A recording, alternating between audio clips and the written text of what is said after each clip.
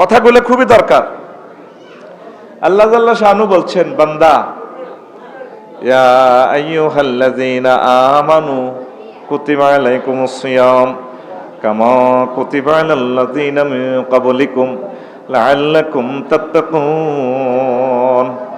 ও মুমিনরা, আমি রমজান তোমাদের উপর ফরজ করেছি, তোমাদের পূর্ববর্তীদের উপরেও তেমন ফরজ করেছিলাম। আমি আল্লাহর টার্গেট হচ্ছে আমি কেন রোজা ফরজ করলাম, তোমাদেরকে কষ্ট দেওয়ার জন্য নয়। লাআল্লাকুম তাত্তাকুন, that is a word of, যাতে করে তোমরা খোদা ভীতি অর্জন করতে পারো। হাদিসে কুদসিতে আল্লাহ জাল্লা শানু রাসূল সাল্লাল্লাহু আলাইহি ওয়াসাল্লামের মাধ্যমে বলছেন, ও দুনিয়ার মানুষ, as-sawmu li ওয়া আনা উজসা বিহি, রোজা আমি আল্লাহর জন্য রাখা হয়, রোজার পুরস্কার আমি আল্লাহ নিজেই